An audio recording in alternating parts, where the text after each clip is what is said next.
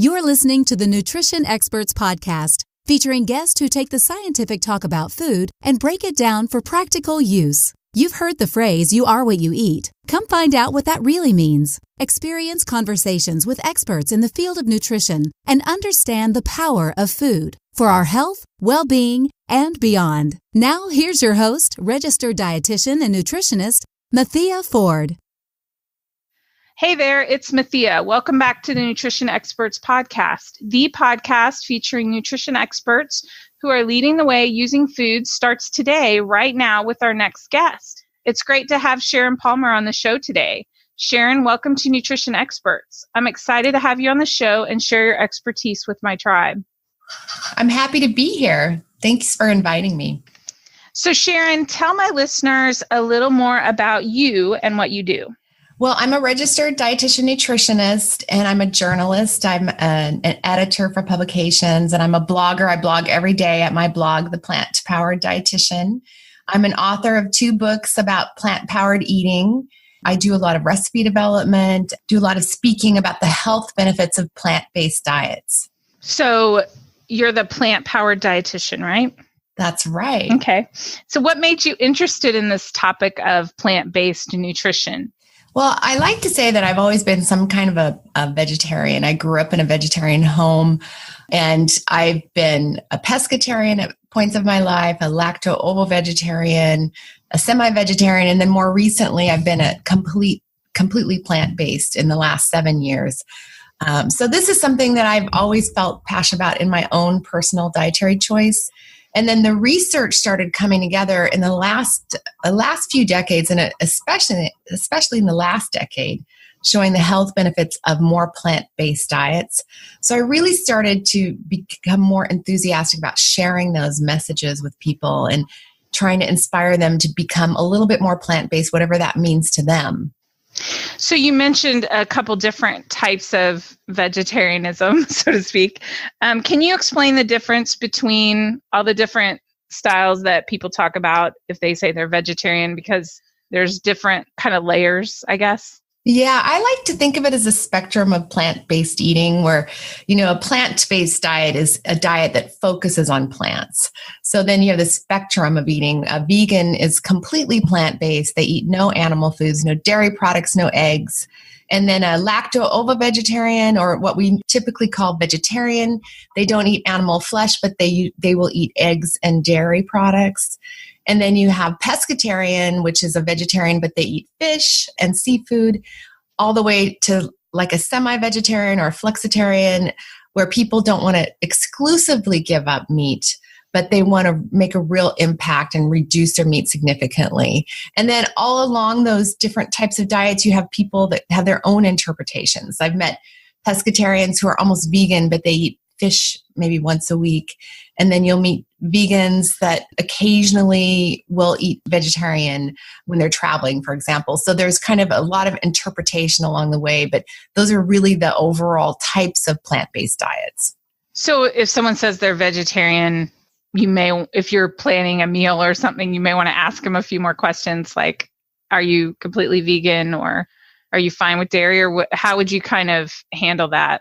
Yeah, that's a good point, because I think, if you have friends who are vegetarian, you might want to ask them what their food preferences are, if you're entertaining or having a party, that kind of thing, because people can have very, their own interpretation of their vegetarian diet. They could say they're vegetarian, but every once in a while they might eat certain foods. So I do think it's really important to recognize that people have their own interpretation of their plant-based diets.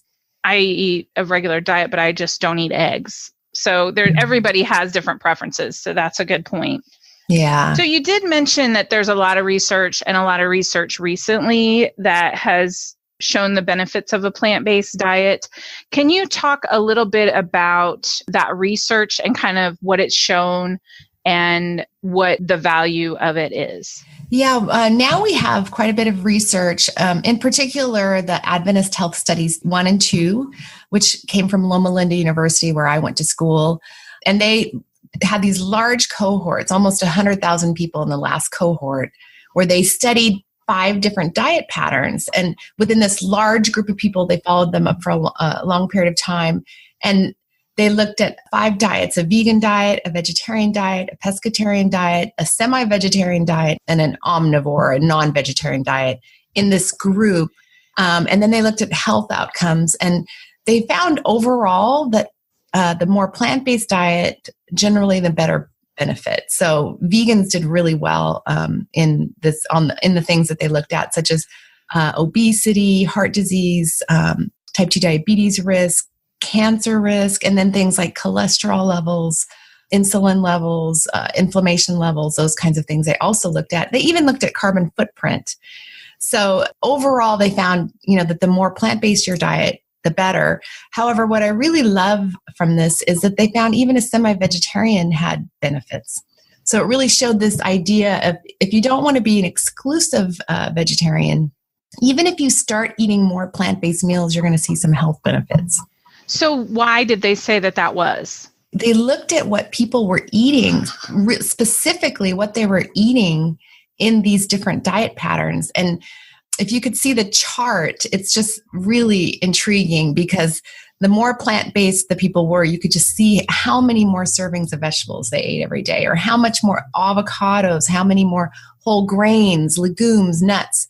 So the more plant-based people were eating, you can see the rise in intake of all of these healthy plant-based foods. So I really think that is the message here, is when you're eating a plant-based diet, it's not so much what you're leaving out, it's what you are eating, because you are eating more of all these things, which are, as well as I do as a dietitian, we know that whole grains and legumes and nuts and seeds and fruits and vegetables are really healthful foods. And when that really creates the core of your diet, it's just a no-brainer that you're going to have health benefits. So you're eating a more nutritionally dense diet, you're getting more volume instead of calories, and that fiber is so valuable for so many things. Exactly. And then the phytochemicals, the phytochemicals are these compounds in plant foods, and they're only found in the plant kingdom. When we're consuming a lot of whole plant foods, we're getting a lot of these phytochemicals, which we know have antioxidant and anti-inflammatory compounds. That's another one of these key benefits for eating more whole plant foods. I don't know if maybe we should explain at this point a little bit what you would consider a plant-based diet. So what foods that might include and in what proportions. Could you kind of do a little review for that?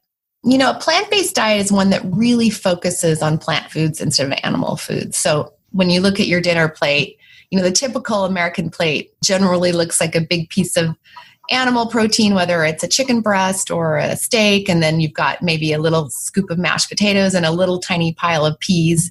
If you kind of think of that as a typical American eating style, a plant-based diet just switches the tables on that. You could have animal protein on there, but it could be just a small serving. Perhaps it could be slices of chicken in a big stir fry where it's mostly vegetables, and then served with a brown rice, for example. Or it could be a more of a plant-based diet where you have some simmered lentils on the plate, and that would be providing your protein. And then you've got perhaps some cooked sorghum, which is a whole grain, and then another serving of vegetables, or perhaps a salad or soup. So that is really the difference, where you're looking at your plate being just packed with plant foods. The whole plant foods that we're interested in consuming are things like legumes, which would be beans and lentils. These are very rich in protein. Dried peas, soy foods like tofu or tempeh, whole grains. I recommend more whole grains in their intact form, such as brown rice or quinoa or wheat berries. Lots of vegetables. I recommend to try to fit 6.5 cup servings of vegetables a day. Fruits, I recommend a fruit every meal, about 3 servings a day. And then nuts and seeds, like a handful of nuts and seeds a day. And then, of course, flavorful spices and herbs. These are all part of a beautiful plant-based diet. So what are some ways that you described kind of what it was perfectly, because I think some people envision it as being difficult, and it's really just a little more of some things and a little less of others. And a lot of people haven't even tried other vegetables or other types of, like you mentioned, quinoa, So what are some ways that people can eat a more plant-based diet? What kind of things can they do to change? Yeah, that's a good question. And I think you're right. A lot of people may be intimidated by a plant-based diet because they think it's going to be really hard. They don't have the right cooking equipment. It's going to take them hours and they don't know how to cook this way. But really, a plant-based diet can be very simple. A lot of times people are eating a plant-based diet and they don't even realize it. For example, my mother grew up on a farm in Arkansas during World War II, and they were very poor, and they ate a plant-based diet and they didn't realize it because everything they ate came from the farm, and they rarely ate meat because they were very poor. So they really just ate beans. They ate black-eyed peas they grew on the farm. They grew their own peanuts. They grew their own grains, and they ate pounds of vegetables because they had a kitchen garden. So that is a plant-based diet. So it can be very simple and, ordinary. It can be just cooking beans and serving it with a grain or cornbread, as my mother would do. And then lots of vegetables, whether they're sauteed or roasted, salads, soups. But then it could also be something more modern. For example, my family loves Taco Tuesdays. Everybody loves Taco Tuesdays, but you could turn a taco into a plant-based taco very easily. You can skip the taco meat and do black beans, or you could, if you wanted to try some of the products, there are meat alternatives that are taco flavored as well. But just black beans and then letting your family put whatever toppings they want is a perfect example of how you can do a plant-based meal that's not very difficult. Those are great examples. I know you do a lot with recipes. So maybe you can talk to the listeners for a minute about you mentioned tacos, and a great example, some ways they could change some of a common regular meals that could be more plant-based. Yeah. Another example that I love to bring up is lasagna, because I think that's a family favorite. Who doesn't love lasagna? And that's a really easy one that you could just take your favorite recipe and just make it more plant-based. I have several lasagna recipes on my website at Sharon Palmer.Com. One of them has kale, one of them has Swiss chard. I have a garden and Swiss chard is easy to grow. So, just putting layers of Swiss chard in there. You can cut down on the pasta noodles by adding more vegetables, but you can really just add just about any vegetable, whether it's cauliflower, broccoli, eggplant, zucchini, and just adding those layers in, skipping the meat. If you're using cheese provides protein. I have a cashew ricotta that I make. It's just a ground cashew nut, so that's adding protein. So that's one example. Another example is chili. We love chili. I like to serve it with cornbread, but you can make an entirely vegetarian chili quite easily. You can start with dried beans or even canned beans. And one of my recipes, I add steel-cut oats to the chili with a lot of vegetables, and the steel-cut oats actually take on kind of a meaty texture when it's cooked. It tastes almost has that texture of ground beef in there, but it's a completely plant-based recipe. So these are just a few ideas how you can just take some of your favorite dishes and make them plant-based. Chili was the one thing that I was thinking about. Like chili would probably be pretty easy. So that was a great example. And adding the steel-cut oats, because you're adding a little more fiber too. There's plant-based and you're eating these fresh vegetables and fruits. Do you need to go organic, or what would that mean? What is your take on that as far as how people should view the food that they're eating with the organic and the more vegetarian? I'm a fan of organic agriculture. I'm actually in grad school right now getting my master's in sustainable food systems. And I really value the organic system of agriculture in terms of its impact on the planet. I feel like the benefits of organic are actually more beneficial for the environment rather than the individual nutrients that people get in food. We do know that organic food has lower pesticide residues. That's a benefit for humans. But I think the larger benefit of organic agriculture is to the environment and to our soil and to our ecosystem. I prefer to buy organic produce myself. At the same time, I encourage people to prioritize eating fruits and vegetables first. If choosing organic is a barrier for you, your number one priority is eating more whole plant foods first. And then second, if it fits in your budget and you can do that, I do think that it has sustainability benefits. I like to shop at my farmer's market, and a lot of the produce that I'm buying is not organic certified at the farmer's market, but I know my farmers there, and a lot of them are not certified, but they're not using as many pesticides, and they're following a sustainable agriculture practices. So that's one thing that people can do to kind of connect with their food system a little bit more and understand how your produce is being grown. And also growing your own food. I grow a lot of my own food. I have a vegetable garden, and I don't use any pesticides in there. So that's, another way to support a more sustainable food system. Is there a good way for listeners to find like farmers markets around them that they may be able to visit? Do you know? I Google it. In fact, one of my hobbies, because I travel quite a bit, is I visit farmers markets all over, wherever I'm at, all over the world. I immediately Google that location and find out where their farmers market is. I know that there are farmers market directories. The USDA has one, but sometimes I just find it's easier to just Google it and find out in communities. California is really progressive with farmers markets, and we have beautiful ones because we have a very long growing season, but all over the country there are beautiful farmers markets. A lot of times they're seasonal depending on the climate of that region, but it's really an interesting way when you're in a location to really understand the local food system. You can talk to farmers, you can understand what's seasonal and local in that area, and you can buy produce that's more, it's picked ripe, it's coming to you more quickly.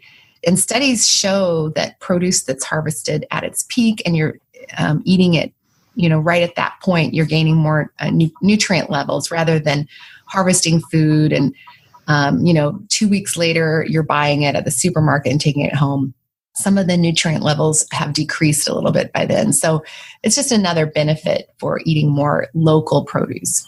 Are there any sort of risks or nutritional deficiencies if you don't consume animal protein? I know I talked to you about this before we started, but I used to believe there were incomplete proteins. You had to mix them at the same meal. Are there any risks to not eating animal protein? Well, the current position from the Academy of Nutrition and Dietetics, which is, the leading nutrition organization in the United States, the current position statement says that vegetarian and vegan diets can be nutritionally adequate for all ages, all life cycles, if they're planned well. So that is the real key here. We know now from research that you can live a very healthful diet. You can meet your nutrient needs, but you have to really consume that well-planned diet. And that's really the important area here. And so, one of the things that's important is, for example, vitamin B12. That's really the nutrient that you have to supplement when you're eating a completely plant-based diet, because it's only available in animal foods. And so it's just, you have to supplement with B12.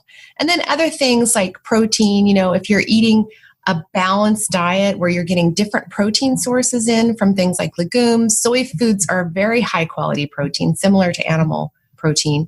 But legumes, nuts, grains, even vegetables have protein.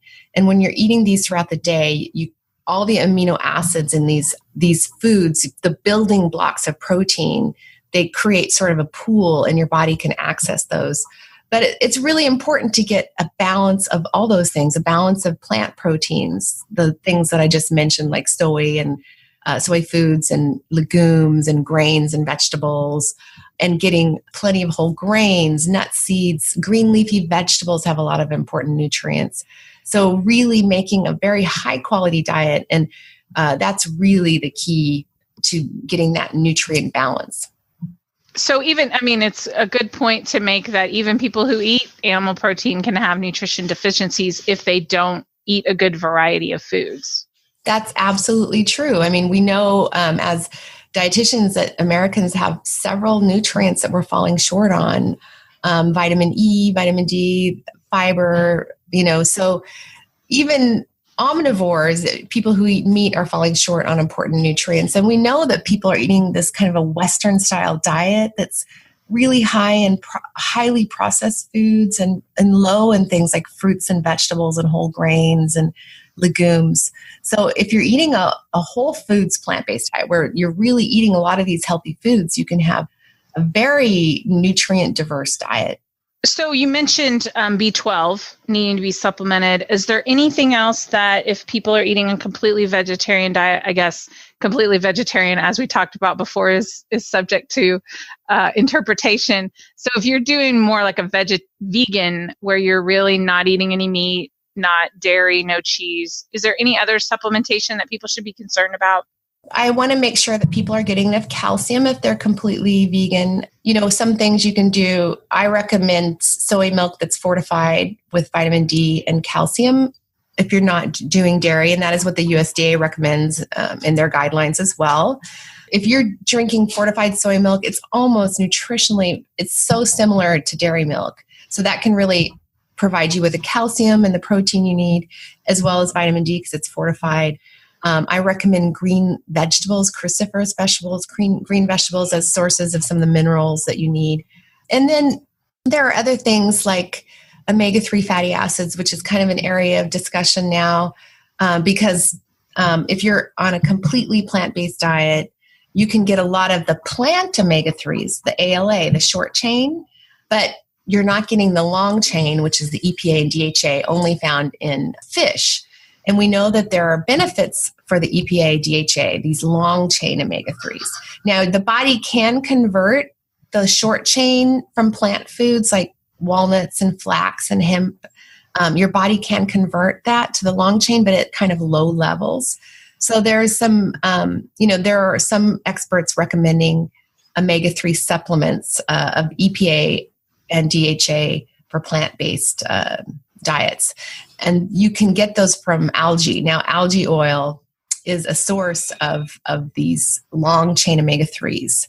And in fact, that is where fish get their omega-3s to begin with because, down on the food chain, they're eating algae. So that's a way that plant-based people can get more EPA and DHA. I actually take that as well. I feel like there's a benefit to it, even though the science isn't 100% sure on the recommendation. I think as a precaution, that's something that people who are completely plant-based might want to do. Those are excellent recommendations. I think easy to implement and just to make sure you're well-rounded. Are there any conditions that are, this is a huge improvement in your health if you can go the further plant-based you go? Yeah, that's a good question. Actually, there's a few areas. Weight is one.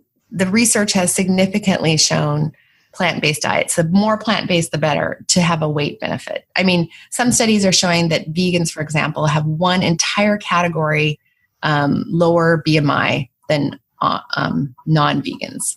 So that's one area. And even vegetarians have a lower BMI. And it's just kind of this side benefit. People just tend to weigh less when they're eating this way. And the thought is that the diet is so high in fiber. We know fiber has this satiety value. It makes you feel full. So that's, a very clear benefit. It can be a really healthy way to keep your weight in a healthy range. And then there's a lot of research on heart health.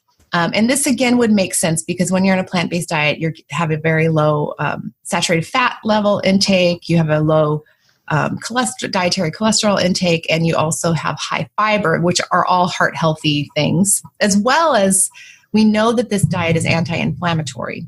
This would be, a very easy prediction that you would see heart health benefits. And indeed, the research shows very substantial heart health benefits for people who are eating this way. And then diabetes, you also mentioned that. And there's more research on prevention of diabetes with a plant-based diet, as well as management. There's some newer studies showing that a plant-based diet could be a really good way to manage diabetes because you're reducing the other risk factors that you have when you have diabetes, type 2 diabetes. You have a higher risk of getting heart disease later in your life. So that's a big impact, as well as managing your glucose levels. So I think these are three really key areas. I mean, we are learning more about cancer as well. Even the AICR, their latest report that just came out, the World Cancer Research Fund and AICR, is really recommending more of a plant-based diet and reducing red meat as one of the main strategies for reducing your risk of cancer. And then increasing plant foods again. So, we're seeing it in that area as well. Oh, I love that. That's excellent. What are some ways that people could get started with going in this direction? For my family, I heard a presentation on plant-based diet, and I came home and I was like, we should eat so much more plant-based food. And they were all like, no, we're not getting rid of our meat. So I'm going to have to figure out a way to improve, to get a little more plant-based. What is a process? What is a way that a person can make this change if they're interested in going in that direction? Yeah, it's a really good question. And I think a lot of people, really don't want to make these drastic changes. So small changes can be very effective. So one of my first suggestions is to try Meatless Monday. And if you're not familiar with Meatless Monday, it's this grassroots nonprofit program from Johns Hopkins where it just promotes this idea of one day a week being vegetarian. And Monday, research shows that people start Monday with really good, healthy behaviors. They're motivated to start the week right. So on Monday, this whole concept of just being vegetarian on Monday I think it's a great idea that anybody could be able to do, because the other thing is, a lot of people tend to do their shopping over the weekend to get prepared for the week. So if you just every Monday thought, I'm going to do a vegetarian day, you could, think of a recipe that you'd like to do. If you wanted to try the vegetarian lasagna or the vegetarian chili, or perhaps you want to do a curried lentil dish with basmati rice. Just finding one recipe that you want to try. And I like this idea when you're eating together, really evaluating, did everybody like that recipe? Are we going to try it again? And if we didn't really like it, let's try another one next Monday. And just this idea of one day a week, trying to eat a vegetarian way of eating just that one day.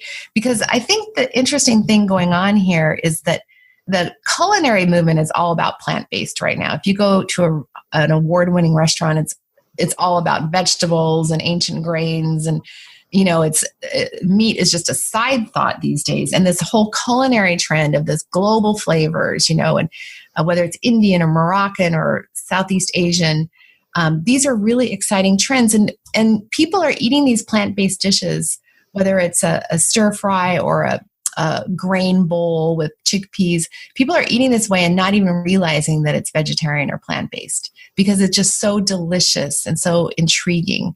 So this idea of having some really delicious dishes, and then if you like it, just maybe do another meal during the week. Let's do it on Wednesday night too, and just adding more of those opportunities to have plant-based meals. Yeah, there's so much color in a plant-based diet, and so it's so visually appealing.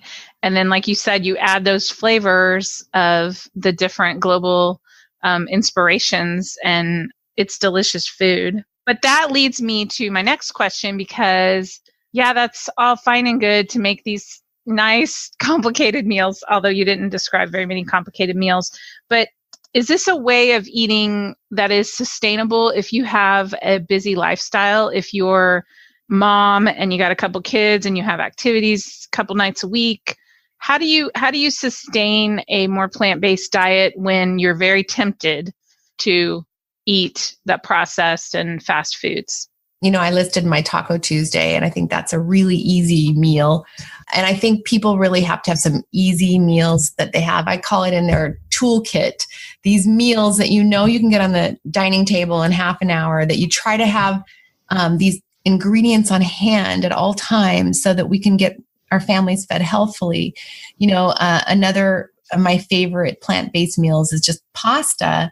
And, kids love pasta. We all love pasta. But instead of doing a meat sauce, I like to just saute whatever vegetables I have on hand and throw in some white beans and some basil and serve it with pasta with or without red sauce. It's an easy way to get a plant-based meal on the table.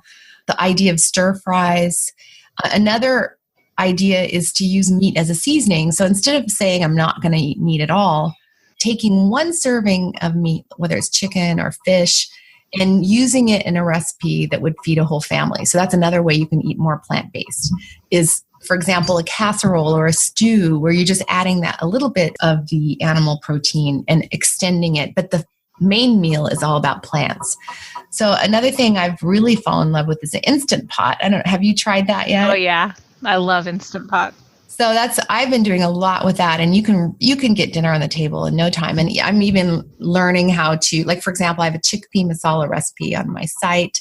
So easy. It's just a couple of cans of tomatoes, a can of chickpeas, some herbs and spices, and you can put it in the Instant Pot, and then you can add the little rack and have your whole grains cooking on top. And all you have is one pot to clean up when you're done, and you have a family meal, and just serve it maybe with a salad and you're done, So I know that my kids really love these global flavors. They're growing up with this now. And so, they're in love with these things that are trending all over in restaurants. And so this is another great way to introduce your family to more of these plant-based foods. Well, and even if your family isn't super receptive to it, you can kind of switch the amounts on the plate. So still giving your family, if they are dead set that they want to have meat at certain meals, like you said, the portion size of that can get a little smaller and increase the amount of the colorful, flavorful plant-based foods. What about traveling though? What are some good choices where you can get a good plant-based meal at a faster quick service or that type of restaurant? That it's challenging to find healthy food in general when you're traveling, especially at fast food restaurants. But I do think they're getting better. There are a lot of fast food restaurants that are offering things like salad bowls, grain bowls. In fact, one of my favorite things to do, because I travel a lot for my work, is I go to Starbucks, because Starbucks, their food section, they always have beautiful salads. And I don't want just a green salad. I want a meal. I'm not going to be satisfied with just lettuce and tomatoes, but they have grain salads and pulse salads, things with chickpeas or lentils. So that's one of my stops when I'm traveling, because I know they always have some in their food section, and they also have a beautiful oatmeal bowl for breakfast.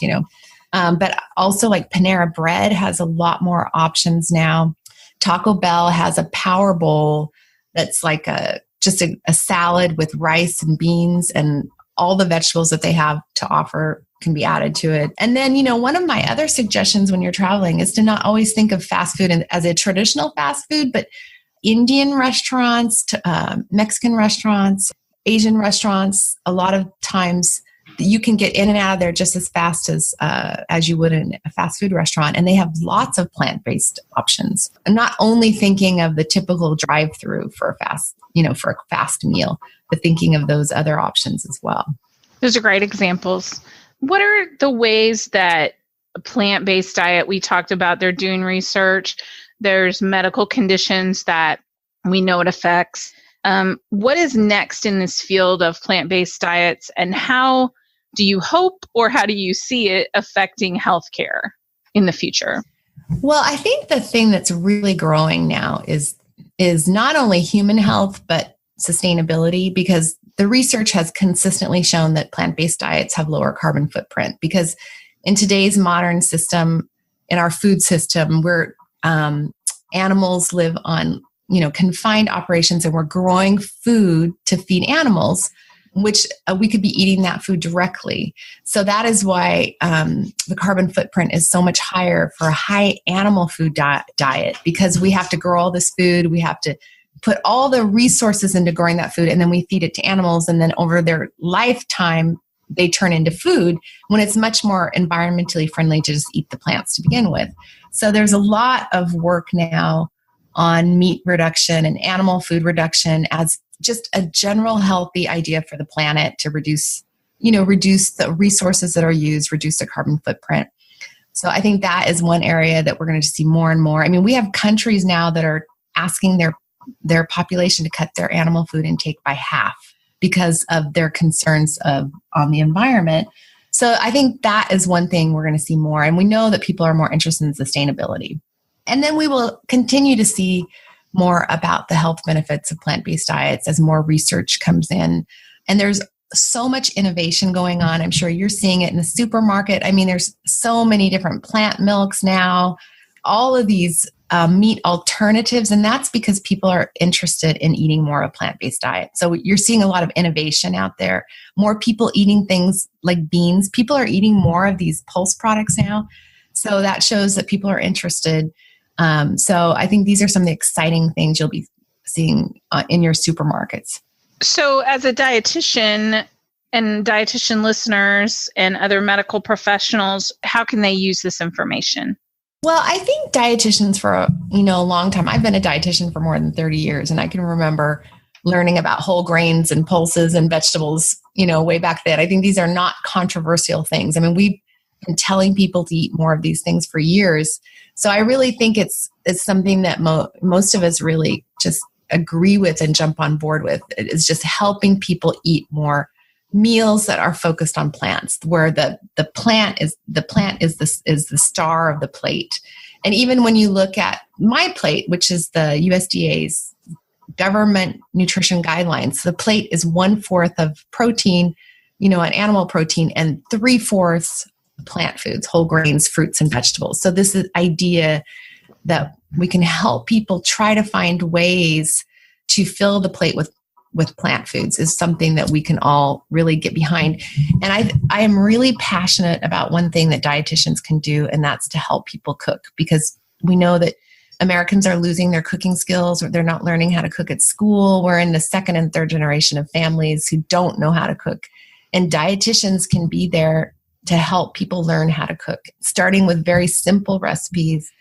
Everything we do should be helping people learn how to cook and not relying only on prepared foods and drive-through foods, really helping people find things that work for their life. I think that's a great example, because I've noticed that just even with my children, I've taught them how to cook simple things or, get food together and let them get a little more reliant. But then their friends come over and they're kind of surprised that they cook for themselves a little meal. So that is a great example. And another thing is you don't necessarily have to have hot food. So you can make your own salad and put all these things together, and you don't ever have to cook, so to speak. Yeah, these bowls are really trending. And I think that's a great way to get a meal on the table, where you basically have a bowl with a whole grain. And it could be a cooked whole grain like brown rice or quinoa or sorghum or farro. And now you can find those grains already cooked, if frozen, if you don't want to cook them ahead of time. But really the bowl concept, where you have the whole grain, you have a lot of vegetables, whether it's fresh vegetables or cooked vegetables. And then you put a healthy plant protein on there, like just canned chickpeas. And then a flavorful sauce, whether it's, a vinaigrette or a satay sauce or something. And there's your meal. The young generation, millennials, just love eating like this. But that's a really easy way to get a healthy meal on the table, this idea of putting it all together in a bowl like that. That's an awesome example. My last question I try to ask everyone, tell us about your favorite food. Wow, that's a hard one, because I love so many things. And I'm just in love with seasonal local vegetables. But I have to say tomatoes are way high up there for me, especially because my garden, I just started picking my own first heirloom tomatoes. I just can't live without tomatoes. I switched when they're not in season, I switched to canned tomatoes, but they just add so much rich flavor, and they're so versatile, whether it's, in salad, sandwiches, sauces. I just can't make it without tomatoes, I think. I love tomatoes too. So my sister is getting married, and she's like, she wants me to make pico. That was her only request, like make pico, because she loves it. And we love the tomatoes and onion and that flavor. And it's so good in so many traditional foods too. Tomatoes have such an interesting story, because they came from South America. The Mayans are credited for first cultivating them. And then when the Spanish explorers came, they found them and brought them to Europe. And that's how they ended up in Italy. Can you imagine Italy without tomatoes? And then they went through Asia, through the Philippines. And then they went through all the Middle East. They got to Africa. And then the Europeans brought them back to North America with the colonists. So it's such an interesting food that's just kind of made its way all around the world. And now you can't imagine so many cultures that without tomatoes in their diet and their traditional food, right? But it's just an amazing plant. Well, and a great thing about tomatoes is they're fairly easy to grow. So yes. Yeah. Most places can grow tomatoes. They like, if you have any kind of summer, you can grow tomatoes. Yeah. Yeah. Perfect example. Well, Sharon, thank you so much for being on the podcast today. It was a pleasure to have you on the show. I know my listeners have learned a lot about a plant-based diet and the reasons to choose it, including sustainability. If listeners want to connect with you, what's the best way to do that? Well, you can find a lot more information at my website at Sharon.Palmer.com or the Plant Powered Dietitian. They both get you there. And I have a free newsletter you can sign up for on my site. And I have lots of recipes and articles and free resources for dietitians as well. I have my books, The Plant Powered Diet and The Plant Powered for Life. You can find those on my site. And you can follow me on social media. I'm very active there under Sharon Palmer.RD. My Facebook is Sharon Palmer, the Plant Powered Dietitian. So please follow me. And if you need any resources, I'm there for you. Thank you so much. Well, guys, this has been another great episode of the Nutrition Experts podcast that is all about learning more so you can do more with nutrition in your life. You've just listened to an episode of the Nutrition Experts podcast. Be sure to get more information about this week's episode at www.nutritionexpertspodcast.com. Tune in next time for another great conversation with a nutrition expert and expand your personal knowledge in the field of nutrition, one conversation at a time.